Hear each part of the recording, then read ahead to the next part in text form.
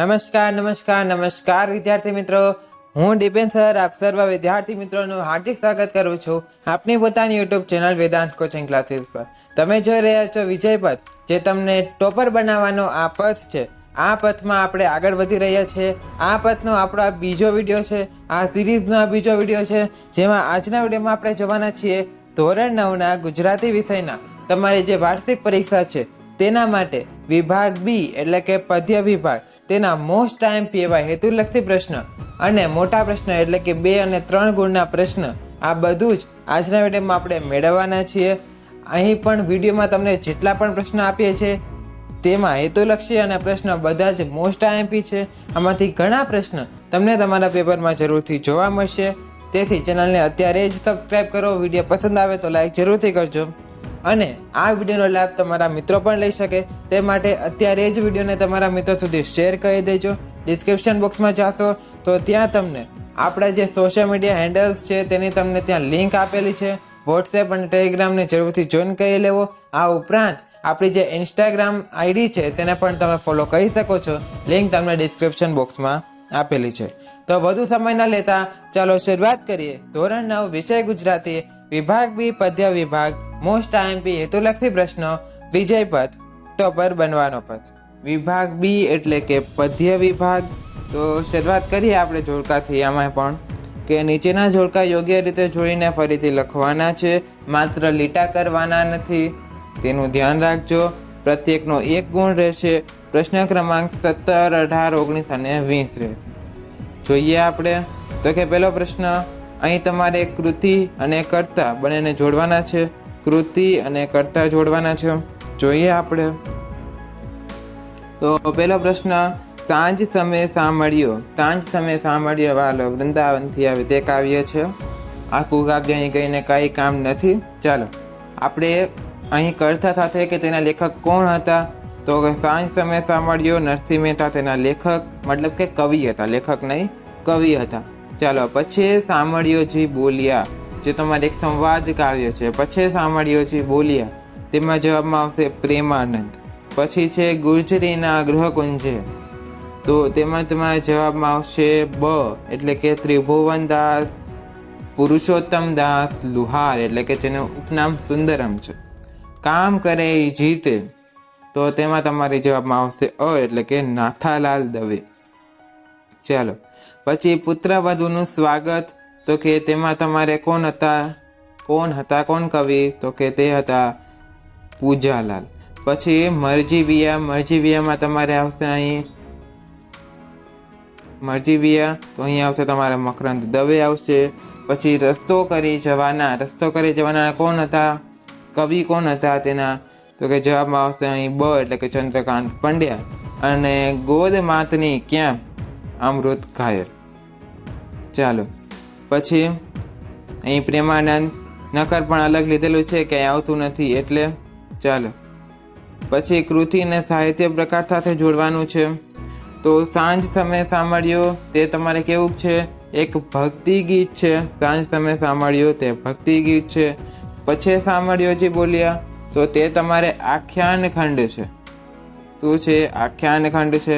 મરજીવિયા તે તમારે કેવી છે, એક સોનેટ છે. ને રસ્તો કરી જવાના તે શું છે, એક જ મિનિટ, આ જે મરજીવિયા છે તમારે તે તમારે અહીં ગઝલ આવશે અને રસ્તો કરી જવાના તે તમારે સોનેટ. ચાલો હવે આગળ વધીએ. ચોથું જોડકું ઉમા હતું તેમ કર્તા અને ઉપનામ એટલે કે તખલ્લુસ તેનું છે. તો સૌથી પહેલો પ્રશ્ન કે મકરંદ દવે તો તેનું ઉપનામ શું હતું, તો કે જવાબમાં આવશે તમારે સાંઈ. શું હતું, સાંઈ. પછી અમૃતલાલ લાલજીભાઈ ભટ્ટ, તો કે તેનું ઉપનામ હતું તમારે ઘાયલ. પછી ઝીણાભાઈ રતનજી દેસાઈ, તો તેમનું હતું તમારે સ્નેહરશ્મિ. ને ત્રિભુવનદાસ પુરુષોત્તમદાસ લુહાર હમણાં જોઈ ગયા, જવાબમાં આવશે તમારે સુંદર. ચાલો હવે ખાલી જગ્યાની વાત કરીએ. તો કે કૌંસમાં આપેલા શબ્દોમાંથી યોગ્ય શબ્દ પસંદ કરીને ખાલી જગ્યા પૂરવાની છે.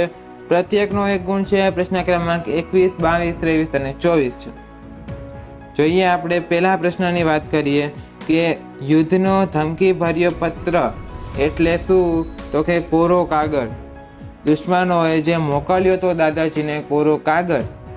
આ તમારે જે છે અહીં એક સ્ત્રીની વાત છે જે બાળક તરીકે વર્તીને યુદ્ધમાં લડવા જાય છે. તેજમલ પાઠ છે, એટલે કે તેજમલ કાવ્ય છે. ચાલો, બીજું છે તમારે અહીં સખીઓના મતે પુરુષ ખાલી જગ્યાના મૂલ્ય પૂછશે. કોના મૂલ્ય પૂછે? તો કે પાઘડીના મૂલ્ય પૂછશે. પાઘડી, અહીં પાવડી નહીં, પાઘડી આવશે. ચાલો, પછી દાદાને દુશ્મનોનો સામનો કરનાર ખાલી જગ્યા ન હોવાથી રડતા હતા. તો કે દુશ્મનોનો સામનો કરનાર કોઈ દીકરો નહોતો તે માટે. પછી ખાલી જગ્યાથી ના ડરે એ મોતને ડારી શકે. જે તમારે પંક્તિ આવે છે, મોતથી ના ડરે એ મોતને ડારી શકે. આગને જે પી શકે તે જ આગને ઠારી શકે. તો અહીં જવાબમાં આવશે તમારે શું આવશે? જિંદગીથી ના ડરે. ચાલો, પછી કે હાઈકુ ખાલી જગ્યા દેશનો સાહિત્ય પ્રકાર જાપાનનો છે. પછી ખાલી જગ્યા ટાંકણાના ઘા સહન કરીને સુંદર શિલ્પને ધારણ કરે છે.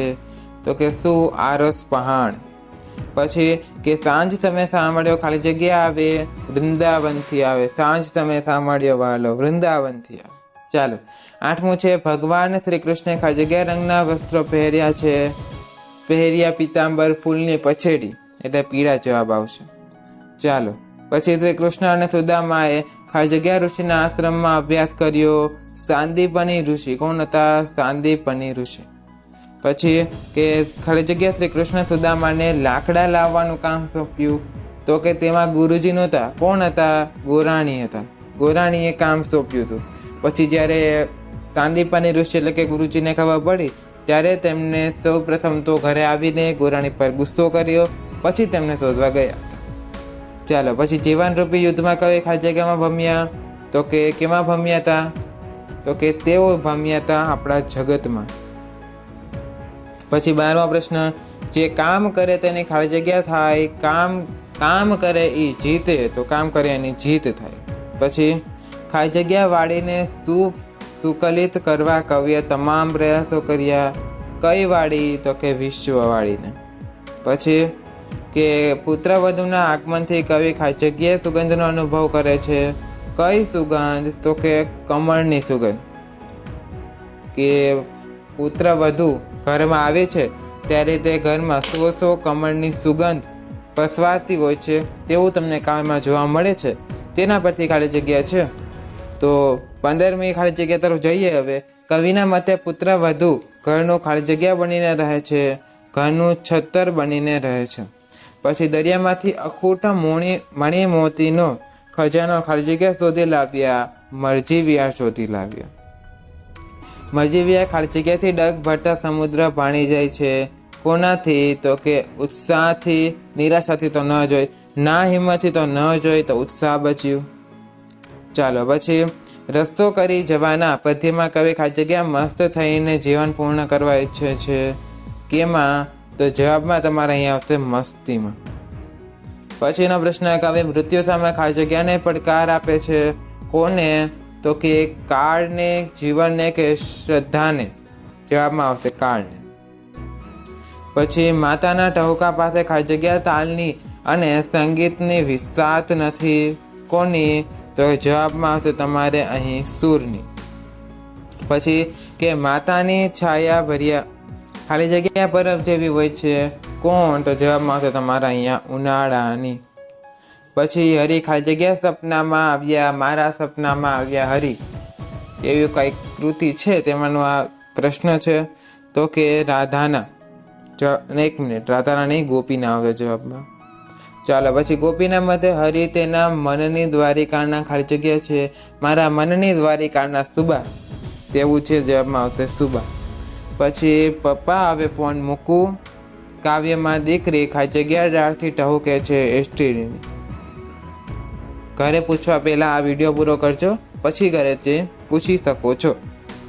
ચાલો, પછી દીકરી પોતાને ફાગણના ખાલી જગ્યા ઝાડવાનું પાન કહે છે. જવાબમાં તમારે અહીંયા આવશે લીલા કુંજાર. ચાલો, પછી હવે આવે છે નીચે આપેલા પ્રશ્નોના એક વાક્યમાં ઉત્તર આપવાના છે.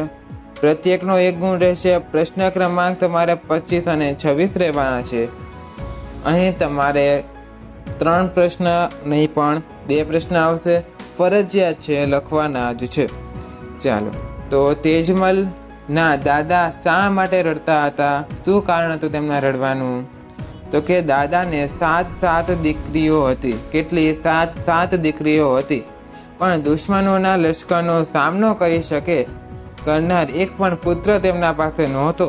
તેથી દાદા રડતા હતા. દળકટક વડાવી ઘરે આવેલી તેજમલને કોણે કેવી રીતે વધાવી? તો કે તેજમલને દાદા અને કાકાએ મોતીડાથી વધાવી. પછી કઈ પથ્થર પોતાના પર શિલ્પને ધારણ કરી શકે છે? તો કે જે ટાંકણાના ઘા સહે છે પણ કદી તૂટતો નથી તે પથ્થર પોતાના પર શિલ્પને ધારણ કરી શકે છે. પછી કળિયુગમાં માણસો કેવા હોય છે? તો કે હૈયા ફૂટલ અને અસંતોષી હોય. પછી શ્રી કૃષ્ણની શોભાની નરસિંહ મહેતા પર શી અસર થાય છે? તો કે હરખ પામી. નરસિંહ મહેતા જે છે શોભા જોઈને હરખ પામી રહ્યા છે. હળધર શબ્દ કોને માટે વપરાયો છે? તો કે બલરામ માટે વપરાયો છે. પછી સાંભળ્યોજી બોલ્યા, આખું કાવ્ય કોના સંવાદ રૂપે છે? તો કે શ્રી કૃષ્ણ અને સુદામા વચ્ચેના સંવાદ રૂપે છે. પછી શ્રી કૃષ્ણની નમ્રતા કયા વાક્યમાં દેખાય છે? તો કે તમો પાસમો વિદ્યા શીખતા, આ વાક્ય પરથી. પછી કાવ્યના આધારે આપણા દેશ ભારતને કઈ રીતે બદલી શકાય? તો કે કઈ રીતે? તો કે મબલક નદીઓના નીરને બાંધીને ખેતરોમાં મબલક પાકનું ઉત્પાદન કરીને આપણે જે છે ભારતને બદલી શકીએ છીએ. પુત્રવધુના આવવાથી ઘરમાં કેવું લાગે છે? ઘર કેવું લાગે છે? તો કે પુત્રવધુના આવવાથી જાણે આંગણામાં લક્ષ્મી આવ્યા હોય, આંગણે ઉત્સવ થયો હોય, 100 કમળની સુગંધ આવી હોય તેવું લાગે છે. પછી કે પુત્રવધુના વેણ કેવા લાગે છે? તો કે વહાલ નીતરતા લાગે છે. વહાલ નીતરતા લાગે છે. પછી મરજીવિયા દરિયામાંથી શું શોધી લાવ્યા? તો કે ક્યારેય ન ખૂટે તેટલા મણિમોતીનો ખજાનો શોધી લાવ્યા. પછી રદીફ અને કાફિયા કયા કાવ્ય સ્વરૂપને સુસંગત છે? તો કે ગઝલ. જવાબમાં આવશે ગઝલ. પછી રસ્તો કરી જવાના ગઝલના કવિ પોતાના દુઃખ માત્રની દવા કોને કહે છે? તો કે આત્મબળને પોતાના દુઃખ માત્રની દવા કહે છે. પોતાના ટવકા પાસે કોની વિસાત નથી? માતાના ટવકા પાસે કોની વિસાત નથી? તો સૂરની, તાલની અને સંગીતની. પછી મારા વનની દ્વારિકાના સુબા એટલે કોણ? દ્વારિકા નગરીના રાજા શ્રી કૃષ્ણ. મારા મનની દ્વારિકાના સુબા પંક્તિમાં કાવ્ય નાયિકા એટલે ગોપીનો કયો ભાવ વ્યક્ત થાય? તો કે સમર્પણ ભાવ. પ્રેમમાં સમર્પણ ભાવ વ્યક્ત થાય. પછી ઝાઝી વાતોના ગાડા ભરાય દ્વારા દીકરી શું કહેવા માંગે છે? તો કે વાતો તો ખૂબ કરવી છે પણ હું ટૂંકમાં જ બધું સમજાવવા માંગુ છું. ચાલો, હવે અહીં પણ આપણે જોઈ ગયા બધા જ હેતુલક્ષી પ્રશ્નો. 1 ગુણના પ્રશ્ન હતા. મોસ્ટ ટાઈમ એવા પ્રશ્નો તમને આપેલા છે. આમાંથી ઘણા પ્રશ્ન તમારી પરીક્ષામાં, તમારા પેપરમાં તમને જરૂરથી જોવા મળશે. તો હવે 1 માર્ક સાથે 2 માર્કના અને 3 માર્કના પ્રશ્નોની પણ વાત કરવી છે. તો તેમાં સૌપ્રથમ 3-4 વાક્યમાં ઉત્તર એટલે કે 2 ગુણના પ્રશ્નની વાત કરશું. તો કે જેમાં તમારે 3-4 વાક્યમાં ઉત્તર લખવાના છે. ગમે તે 2ના ઉત્તર લખવાના છે. 3 આપેલા હશે. પ્રશ્ન ક્રમાંક 27, 28 અને 29 રહેશે. તો વધુ સમય ન લઈએ અને શરૂઆત કરીએ આપણે પ્રશ્નની. કે જે સોનીની દુકાને તેજમલ કઈ કસોટીમાંથી પાર ઉતર્યા? કે નકર તો બધી જે છોકરીઓ હોય અથવા તો જે સ્ત્રીઓ હોય તે તમારે બંગડીને તે બધું લે છે, પણ અહીં તેજમલ જે છે તે શું કહે છે? તો કે પુરુષ જે કળા લે છે હાથ માટે તે પસંદ કરે છે, તેથી તે પોતાની ઓળખાણ છુપાવવા માટે જે છે તેમાં પાર ઉતરે છે. પછી શાણા કઈ વાત સ્થાનમાં સમજી જાય છે? મોસ્ટ આઈએમપી પ્રશ્ન છે. પછી કે જિંદગીથી ના ડરે એ મોતને ડારી શકે, આગને જે પી શકે એ જ આગને ઠારી શકે. આ પંક્તિ સમજાવવાની છે. મોસ્ટ આઈએમપી પ્રશ્ન છે. પછી સાંજના સમયનું દ્રશ્ય સાંજ સમયે સાંભળ્યો કાવ્યના આધારે આલેખવાનું છે. આ પણ મોસ્ટ ઇમ્પોર્ટન્ટ પ્રશ્ન રહેશે. શ્રી કૃષ્ણ અને બલરામ વચ્ચે કઈ સ્પર્ધા થઈ હતી? છઠ્ઠો પ્રશ્ન, ગુર્જરીના ગૃહકુંજ કાવ્યના આધારે કવિનો પ્રારંભ જીવન માટેનો પહેલો અનુભવ શું હતો? પુત્રવધૂને બે કુળને ઉજાડનારી શા માટે કહે છે? પછી મરજીવિયાને પ્રિયજનોએ કઈ શિખામણ દીધી કે આમાં તમારા દરિયામાં જવામાં તમારું જીવન શા માટે વેડફી નાખો છો? આ મૂર્ખાઈ ભર્યું છે, એવી શિખામણ આપે છે. પછી માતાની આંખોમાંથી કવિ શું પ્રાપ્ત કરે છે? 10મો પ્રશ્ન છે, કવિને માતા પાસેથી શું મળે છે? ચાલો હવે તેના પછી વાત કરશું 8-10 વાક્યમાં ઉત્તર, એટલે કે 3 ગુણના પ્રશ્ન. ગમે તે 2ના ઉત્તર લખવાના છે. પ્રશ્ન ક્રમાંક 30, 31 ને 32. જોઈએ. પહેલો પ્રશ્ન કે સ્ત્રીના સાહસ અને શૌર્યને પ્રગટ કરતો પ્રસંગ તમારા શબ્દોમાં લખો. પછી બીજું કે સ્ત્રી સહજ કઈ લાક્ષણિકતાઓ કાવ્યમાં વર્ણવાય છે? એ લાક્ષણિકતાને છુપાવવા તેજમલની શી યુક્તિઓ છે? વિગતે જણાવવાનું છે. ત્રીજું કે કૃષ્ણનું રૂપ મહાશુભકારી છે એમ કવિ શા માટે કહે છે? મોસ્ટ ઇમ્પોર્ટન્ટ પ્રશ્ન છે. પછી શ્રી કૃષ્ણ સુદામાનું વિદ્યાર્થી જીવન તમારા શબ્દમાં લખો. કામ કરે જીતે કાવ્યના આધારે મહેનતનું મહત્વ, મોસ્ટ ઇમ્પોર્ટન્ટ પ્રશ્ન છે. પછી કે મરજીવિયા કાવ્યમાં વ્યક્ત થતો જીવન માટેનો દ્રષ્ટિકોણ તમારા શબ્દોમાં લખો. પછી રસ્તો કરી જવાના ગઝલમાં જોવા મળતી ખુમારી, આ પણ મોસ્ટ ઇમ્પોર્ટન્ટ પ્રશ્ન રહેશે. પછી ગોદ માતને ક્યાં કાવ્યમાં કવિને કઈ બાબતોમાં માની અધૂરપ અનુભવે છે, શા માટે? પછી મારા સપનામાં આવ્યા હરિ કાવ્યના આધારે હરિમિલનની ઝંખના, મોસ્ટ ઇમ્પોર્ટન્ટ પ્રશ્ન. પછી હોસ્ટેલમાં રહેતી દીકરીના દ્રઢ મનોબળ તમારા શબ્દોમાં લખો. માતા પિતા અને દીકરીના લાગણીભર્યા સંબંધો એકોક્તિ દ્વારા વ્યક્ત થયા છે.